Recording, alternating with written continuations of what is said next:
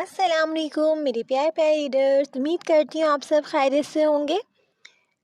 آج کا ایپیسوڈ خاص کر میرے ان ریڈرز کے لیے ہے جو مجھے موٹیویٹ کرتے ہیں، اپریشیٹ کرتے ہیں۔ جن لوگوں نے چینل سبسکرائب نہیں کرا ہوا کائنڈلی سبسکرائب کر دیں۔ اس کے علاوہ میں ان لوگوں کی شکر گزار ہوں دل سے جو جنہوں نے چینل کو سبسکرائب کیا ہوا ہے، ہر ویڈیو کو لائک کرتے ہیں اور کامنٹ باکس میں اپنا کمنٹ لازمی کرتے ہیں۔ جو لوگ میرے چینل پہ نیو ہیں ان کو فکشنل ناول بائی ہانا خان کی طرف سے خوش آمدید۔ تو چلتے ہیں آج کے ایپیسوڈ کی جانب۔ طلبگار عشقم از قلم ہانا خان، قسط نمبر 22۔ اس وقت آئلہ کی چاکلیٹ براؤن آنکھیں اس بڑی سی شاندار حویلی پہ ٹکی تھیں جہاں سے سالوں پہلے اسے اور اس کے بابا کو خالی ہاتھ لوٹایا گیا تھا۔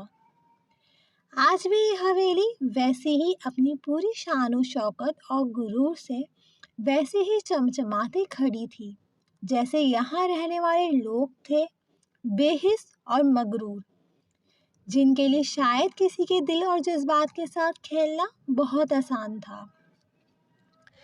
آئلہ نے تلخی سے سوچتے ہوئے اپنا سر جھٹکا۔ وہ یہاں صرف اور صرف اپنی گڑیا کے لیے آئی تھی تاکہ وہ محفوظ رہے۔ واہ یار، کتنی شاندار حویلی اور جگہ ہے۔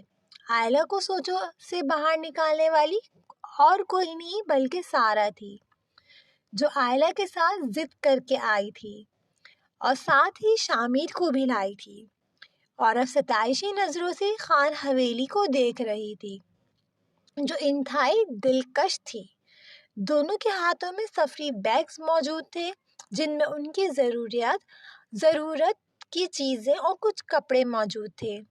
ابھی وہ دونوں حویلی کو دیکھ ہی رہی تھیں کہ حویلی کے چوکیدار گلشیر کی نظر ان دونوں پر پڑی۔ دو لڑکیوں کے ساتھ ایک چھوٹے سے بچے کو دیکھ کر وہ کچھ حیران ہوا، کیونکہ وہ اپنے پہناوے سے کہیں سے بھی اس گاؤں کی نہیں لگ رہی تھی۔ جی بیٹا، آپ دونوں کو کس سے ملنا ہے؟ گلشیر نے دھیمے لہجے میں پٹھانی طرز میں دونوں کو مخاطب کیا، جو خان حویلی کی بڑے سے گرل دروازے کے دوسری پار موجود دونوں کو مخاطب کیا، جن کی نظریں خان حویلی پر ٹکی تھیں۔ ایک کی نظروں میں ستائش تھی تو دوسری کی نظریں بے تاثر سی تھیں۔ گلشیر کی آواز پر دونوں نے ان کی جانب دیکھا۔ پھر آئلہ کچھ آگے بڑھی اور پھر بے تاثر لہجے میں بولی، خاقان عباس خانزادہ سے ملنا ہے۔ آئلہ کے دو ٹوک انداز میں بولے گئے الفاظوں پر گلشیر کچھ پل کے لیے حیران ہوا، پھر بولا تو ان کے لہجہ کچھ ناگوار سا محسوس ہوا۔ خانزادہ سے کیوں ملنا ہے تم کو؟ اور تم بچہ لوگ کو کسی نے تمیز نہیں سکھایا کہ بڑوں کے نام تمیز سے لیتے ہیں؟ گلشیر کے ناگوار لہجے پر آئلہ کے بدلتے تاثرات دیکھ کر سارہ نے فوراً سے بات کو سنبھالا۔ وہ لوگ اسلام آباد سے بہت دور آئے تھے اور فی الحال ان کے پاس اپنی گاڑی بھی نہیں تھی۔ اگر یہ چوکیدار انہیں اندر نہ جانے دیتا تو بھلا پھر وہ لوگ کہاں جاتے؟ معافی چاہتی ہوں، مگر آپ جن کی بات کر رہے ہیں ہم لوگ انہیں نہیں جانتے۔ ہم یہاں ایک ضروری کام سے آئے ہیں۔ اگر آپ ہماری مدد کر دیں گے تو ہم آپ کے شکر گزار رہیں گے۔ سارہ نے نرم لہجے میں معذرت کرنے کے ساتھ ساتھ اپنا یہاں آنے کا مقصد بھی بتانا ضروری سمجھا۔ سارہ کو منت کرتے دیکھ آئلہ نے اپنی چاکلیٹ براؤن آنکھیں ناگواری سے گھمائیں۔ اوہ، اب سمجھا۔ خیر، تم لوگ لڑکی لوگ ہو تو ہم تم کو اندر جانے دیتا ہے اور خان سائی کو تم لوگوں کے بارے میں اطلاع بھی کر دیتا ہے، مگر آگے یاد رکھنا بڑی خان سائی کا یہاں کوئی نام نہیں لیتا۔ گلشین نے دونوں کو وارننگ دیتے لہجے میں کہہ کر اندر جانے کی اجازت دی۔ اگر سامنے کوئی مرد ہوتا تو پھر وہ بتاتا، لیکن سامنے عورتیں تھیں جو تھیں بھی دوسرے شہر کی، اس لیے اندر جانے کی اجازت دے دی۔ جبکہ خاموش کھڑی لڑکی کی آنکھوں کے چاکلیٹ براؤن رنگ کو دیکھ کر گلشیر کی آنکھوں کے پردے پر چمکتی اور زندہ دل آنکھوں کا عکس گھوما۔ گلشیر کے دروازہ کھولتے ہی آئلہ بخش مغرورانہ چال چلتے اندر کی جانب بڑھی تھی، جبکہ سارا نے بھی اس کی تقلید کی تھی۔ اتفاق سے آج دوپہر کے وقت سبھی لوگ ڈائننگ ٹیبل پر موجود تھے۔ یزدان بھی آج صبح ہی شہروز کے ساتھ واپس حویلی پہنچا تھا۔ سب اس کو دیکھ کر کچھ حیران تو ہوئے تھے، کیونکہ یہ پہلی بار تھا کہ اس کی واپسی اسلام آباد سے اتنی جلدی ہوئی تھی، حالانکہ وہ کل ہی گیا تھا، مگر اگنور کر گئے تھے۔ اس وقت یزدان اور شہروز سمیت سب لوگ لنچ کرنے میں مصروف تھے کہ ملازمہ نے آ کر 2 شہریہ لڑکیوں کے حویلی کے اندر آنے کا پیغام دیا۔ بڑی خانسائی، معذرت چاہتی ہوں، مگر 2 لڑکیاں آئی ہیں، دیکھنے میں تو شہری ہی لگتی ہیں اور آپ سے ملنے کی خواہاں ہیں، تو میں نے انہیں زنان خانے میں موجود لاؤنج میں بٹھا دیا ہے۔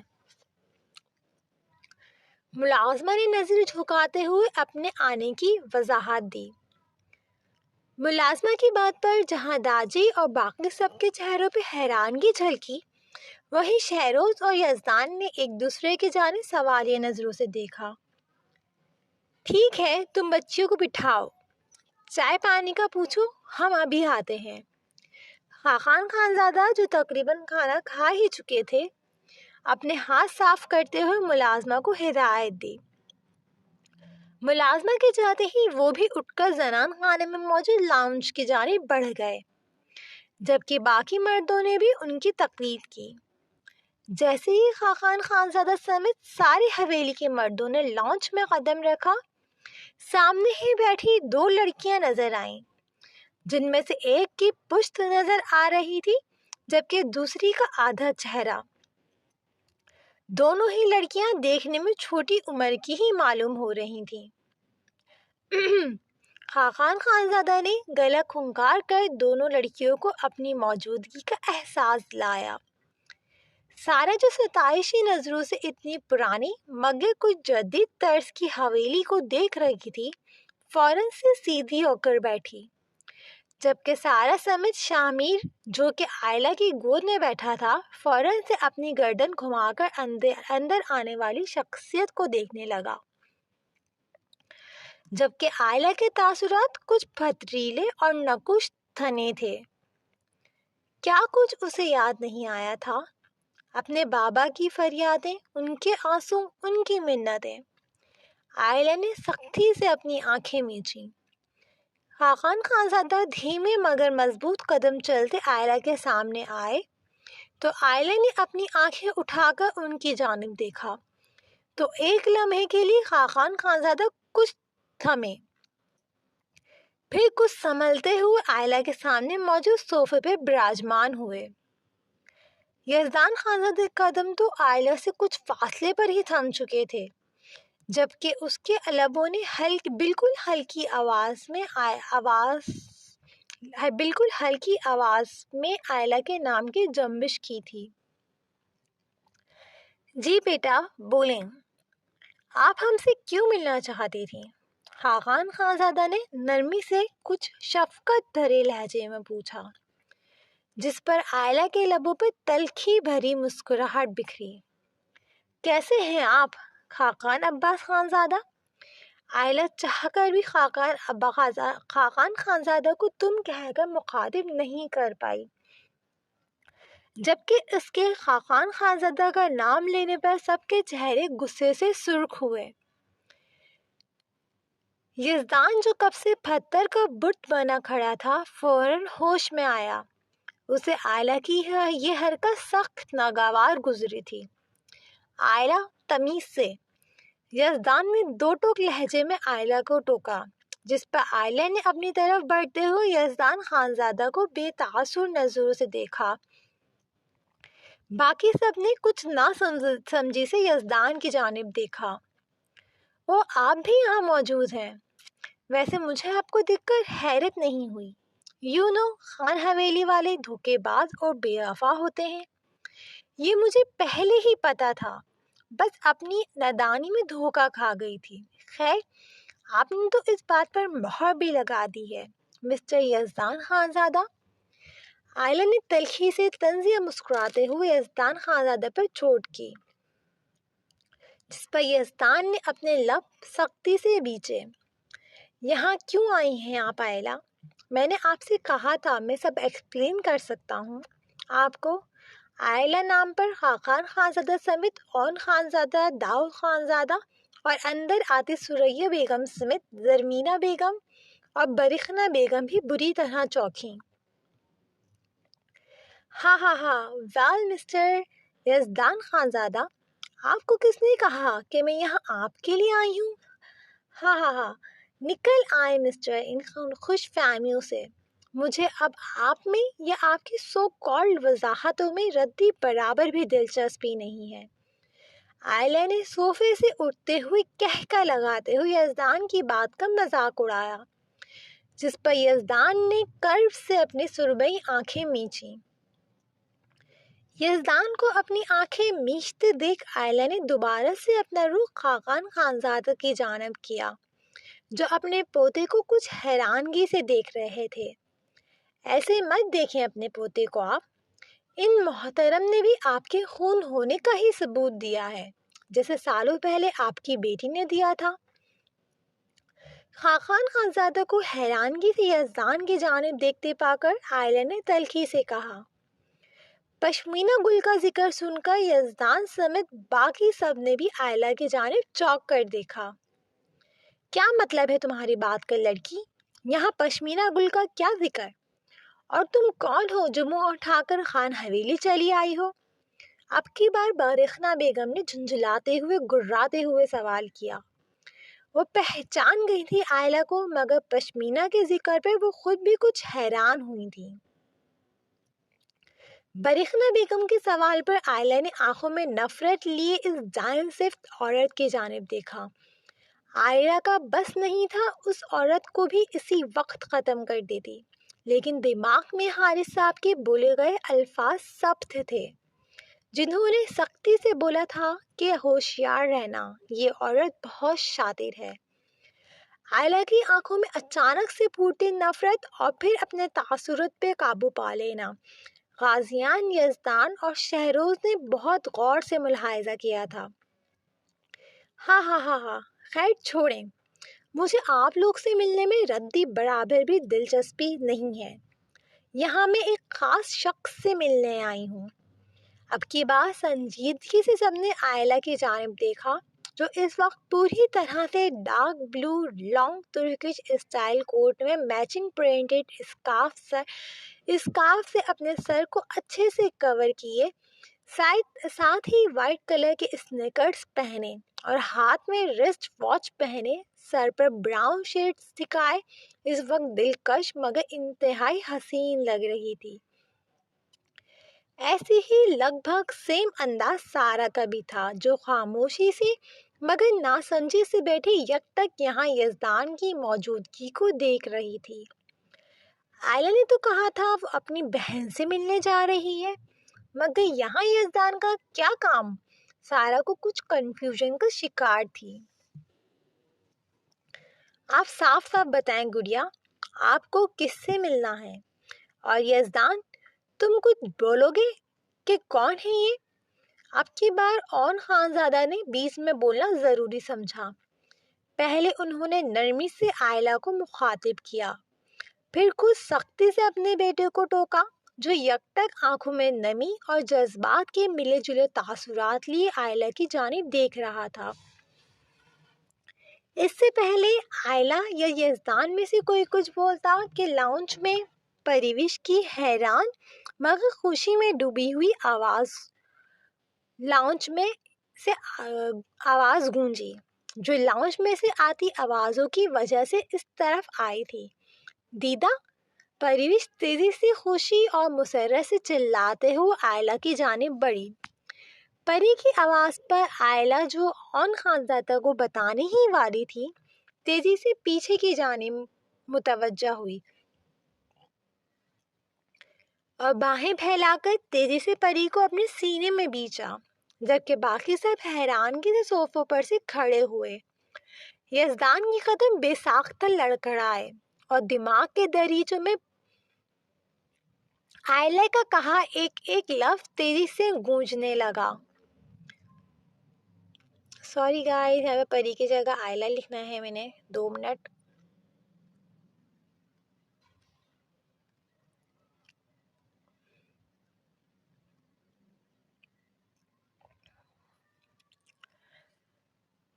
آئلہ کا کہا ایک ایک لفظ تیزی سے گونجنے لگا۔ سریہ بیگم اور خاقان خانزادہ نے بھی نم محبت بڑی نگاہوں سے آئلہ کی جانب دیکھا، جو اب پری کو بے تحاشا چوم رہی تھی، جبکہ غازیان نے اپنا پہلو بدلا۔ اسے آئلہ کا پری کو اس طرح چومنا ہرگز پسند نہیں آیا تھا۔ دیدا، یہ آپ ہیں نا میری دیدا؟ پری نے آئلہ کے ہاتھ چومتے ہوئے آئلہ سے سوال کیا۔ اسے یقین ہی نہیں آ رہا تھا کہ آج وہ اپنی بہن کو اس طرح سامنے سے دیکھے گی۔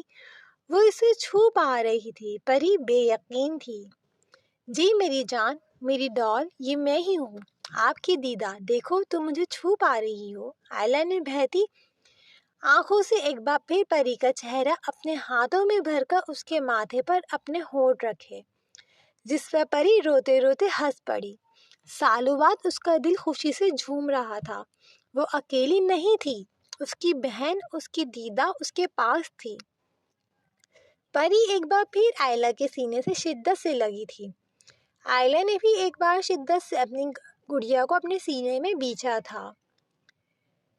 آئلہ، میری پشمینہ کی بیٹی، ہماری حویلی کی پہلی رونق۔ سریہ بیگم نے نم کپاتے لہجے میں اپنے قدم تیزی سے آئلہ کی جانب بڑھائے۔ رک جائیں، ایک قدم بھی میری جانب مت بڑھائیے گا۔ آئلہ کی دو ٹوک آواز پر سریہ بیگم کے قدم بے ساختہ رکے تھے، جبکہ خاقان خانزادہ نے بھی کچھ حیرانگی سے اپنے لاڈلی نوازی کی جانب دیکھا تھا۔ میرا بچہ، ہم ابھی خاقان خانزادہ کچھ بولتے کہ آئلہ نے ہاتھ اٹھا کے انہیں خاموش رہنے کا اشارہ کیا، جس پر ان کی آنکھوں میں بے یقینی دوڑی۔ یہ ان کی وہ نواسی تو نہیں تھی جو ان پر جان چھڑکتی تھی، یہ لڑکی تو کوئی اور تھی۔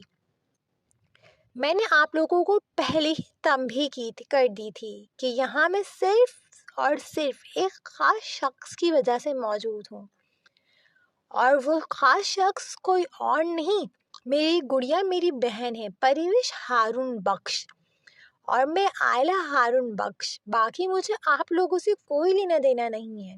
اس کے لیے بہتر ہوگا آپ لوگ مجھے مخاطب بھی نہ کریں۔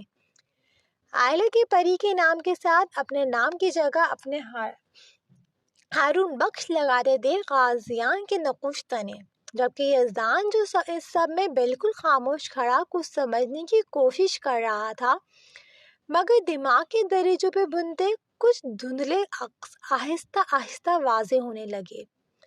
ایک چھوٹی سی گڑیا جو سب کی چہیتی، ان کی حویلی کی فی الحال کے لیے اکلوتی لڑکی، جو شاید پیدا ہی یزدان خانزادہ اور غازیان خانزادہ کا جینا حرام کرنے کے لیے ہوئی تھی، جس کی آنکھیں چاکلیٹ براؤن رنگ کی تھیں۔ جنگلی بلی۔ یزدان کے لبوں سے بے ساختہ 2 لفظ ادا ہوئے، جن کی گونج غازیان خانزادہ کے کانوں تک پہنچی، اور اس نے آنکھیں پھیلا کر آئلہ کی جانب دیکھا۔ اسے بھی وہ یاد آ گئی تھی جس کے باعث غازیان کے خوبصورت چہرے کے زاویے ٹیڑھے میڑھے ہوئے۔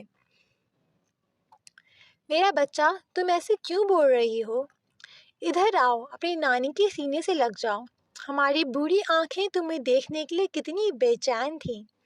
سریہ بیگم نے آئلہ کے 2 ٹک لہجے کو نظر انداز کر کے ایک بار پھر اس کی جانب قدم بڑھائے، جس پر اب کی بار آئلہ نے کچھ تلخی سے انہیں روکا۔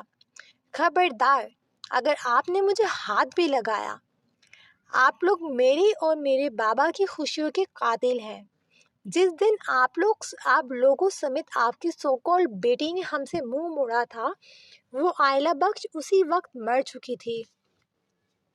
اس نے بلک بلک کے اپنے جان سے پیارے بابا کو آپ کی پتھر دل اور بے حس بیٹی کے آگے گڑگڑاتے روتے اور منت کرتے دیکھا تھا۔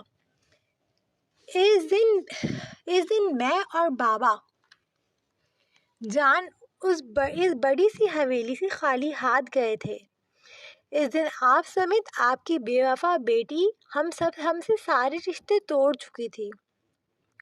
اس دن آپ سمیت آپ کی بیٹی نے ایک 7 سال کی بچی کو مجبور کیا تھا کہ اسے اپنے باپ یا ماں میں سے کسی ایک کو چننا تھا، اور مجھے آپ کی بیٹی کے کہا گیا ایک ایک لفظ یاد ہے۔ میں نے اپنے بابا جان کو چنا تھا، اور آج بھی میں اپنے بابا جان کے ساتھ ہی کھڑی ہوں، اور آج ہی مجھے اپنے بابا جان کی بیٹی ہونے پر فخر ہے۔ جس طرح آپ لوگوں نے برسوں پہلے ہم سے اپنے تمام تعلق توڑ لیے تھے، تو آج بھی اپنی بات پر قائم رہیں۔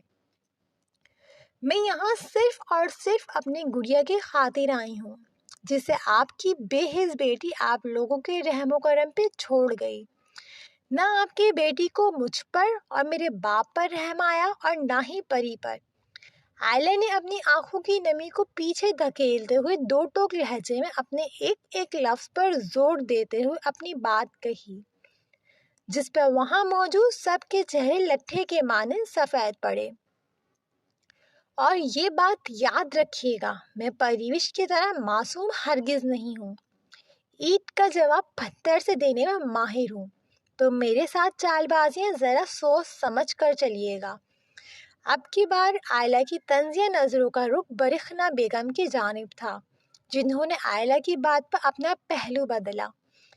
میری گڑیا، مجھے اپنا روم نہیں دکھاؤ گی؟ مجھے اپنی گڑیا سے بہت ساری باتیں کرنی ہیں۔ عائلہ نے ایک بار پھر پریوش کا ماتھا چومتے ہوئے پریوش سے کہا، جس پر پریوش نے فوراً سے اپنے دونوں ہاتھوں سے اپنے آنسو صاف کیے۔ ہاں آئی ندیدہ، میں آپ کو اپنے روم میں لے کر چلتی ہوں۔ پریوش نے فوراً سے عائلہ کا ہاتھ اپنے دونوں ہاتھوں میں بچوں کی طرح تھاما، جس پر عائلہ نے پیچھے مڑ کر ایک نظر سارا کو دیکھا، جس پر سارا بھی کچھ کنفیوز سی عائلہ کی ہم قدم ہوئی۔ اب شامر سمیت تینوں کا رخ پریوش کے کمرے کی جانب تھا۔ ان کے جاتے ہی سریا بیگم نے خاقان خانزادہ کو شکوے سے دیکھا، اور ایک دم سے پھٹ پھٹ کر رو پڑی۔ خانسائی ہماری گڑیا، میری جان آج ہم سب سے نفرت کرتی ہے۔ انصاف کرتے کرتے آپ نے اپنے ہی بچوں کو اجاڑ دیا، پہلے میری بیٹی اور اب میری نواسیاں۔ پوچھو اپنے پوتے سے اس نے کیا کیا ہے میری نواسی کے ساتھ ایسا۔ میری پری کم بچپن سے اذیت جھیل رہی ہے آپ کے پوتے کے نام پر۔ اب نہ جانے آپ کے اس پوتے نے کیا کیا ہے، پوچھے اس سے۔ سریا بیگم نے تڑپ کر روتے ہوئے یزدان سمیت غازیان کو بھی گھسیٹا، جبکہ یزدان کا لٹھے کے مانند سفید پڑتے چہرہ دیکھ شہروز نے تیزی سے اسے تھاما، جس کے قدم آج دوسری بار لڑکھڑائے تھے، اور دونوں بار اس ایک عورت کی وجہ سے۔ اس سے پہلے خاقان خانزادہ یزدان سے کچھ پوچھتے، وہ شہروز کو نم آنکھوں سے دیکھتا ہوا تیزی سے حویلی کے داخلی دروازے کی جانب بڑھ گیا۔ یزدان اور خانزادہ واپس آؤ اور ہمیں بتاؤ کہ تم کیسے جانتے ہو عائلہ کو۔ یزدان کے باہر بڑھتے قدموں نے حویلی کے در و دیوار میں دھاڑتی ہوئی خاقان خانزادہ کی آواز سنی تھی، جسے زندگی میں پہلی بار اس نے نظر انداز کیا تھا۔ وجہ وہی عورت تھی جس کے عشق میں وہ بری طرح گرفتار ہوا تھا۔ دوسری طرف برخرا بیگم کے چہرے پہ طنزیہ مسکراہٹ بکھری تھی، اور مغرورانہ چال چلتے ہوئے اپنے کمرے کی جانب بڑھ گئی تھی۔ ہاں، جیسا ہم چاہتے تھے بالکل ویسا ہی ہو رہا ہے۔ خان حویلی کے مکینوں کی خوشیوں کو پوری طرح برباد کر دوں گی۔ مجھے تو لگا تھا وہ لڑکی صرف یزدان خانزادہ کی محبت ہے، مگر نہیں، وہ تو ہارون بخش کی بیٹی نکلی۔ جس طرح سالوں پہلے میں خالی ہاتھ رہ گئی تھی، ویسے ہی ہارون بخش کی بیٹیوں کا نصیب ہوگا۔ نصیب میں لکھوں گی۔ پہلے تو صرف ہارون بخش اور پشمینہ کو برباد کیا تھا، اب ان کی بیٹیوں کو بھی برباد کروں گی۔ اس حویلی کی بنیادیں ہلا کر رکھ دوں گی۔ ایک بھائی دوسرے بھائی کا خون کا پیاسا بنے گا، اور آخر میں یہ سب کچھ میرا اور میرے بیٹے کا ہوگا۔ بہت صبر کیا ہے میں نے اس وقت کے لیے، اب سب کچھ جلد میرا ہوگا۔ ہاں ہاں ہاں۔ برختہ بیگم اس وقت اپنے موبائل کان سے لگائے شیطانی کہکے لگاتے ہوئے واقعی ایک ڈائن صفت عورت معلوم ہو رہی تھی، جو جلن اور رقابت کی آگ میں سالوں سے بری طرح جھلس رہی تھیں، اور اسی جلن اور حسد میں نہ جانے وہ کتنی ہی زندگیاں برباد کر چکی تھیں اور نہ جانے کتنی کرنا چاہتی تھی، جبکہ فون کے پار موجود شخص کی حالت بھی کچھ برخنا جیسی ہی تھی۔ اب دیکھنا یہ تھا کہ کیا اس بار بھی برخنا جیسی عورت اپنی سازشوں میں کامیاب ٹھہرے گی، یا اب کی بار ناکامی اس کے حصے میں آئے گی۔ قصے کے آخر تک رہنے کے لیے بہت بہت شکریہ۔ ایپیسوڈ کو لائک، چینل کو سبسکرائب اور کامنٹ باکس میں اپنا فیوریٹ ڈائلاگ، سین یا کریکٹر لازمی مینشن کیجیے گا۔ آپ لوگ کمنٹ کرتے ہیں، مجھے بہت اچھا لگتا ہے، میں موٹیویٹ ہوتی ہوں، تو کائنڈلی اپنے رائٹر کو سپورٹ اور موٹیویٹ کریں۔ اب آپ سے ملاقات ہوگی اگلے ایپیسوڈ کے ساتھ۔ تب تک کے لیے خوش رہیں، آباد رہیں، ہنستے مسکراتے رہیں، اور مجھے دعا میں یاد رکھیے گا۔ اللہ حافظ۔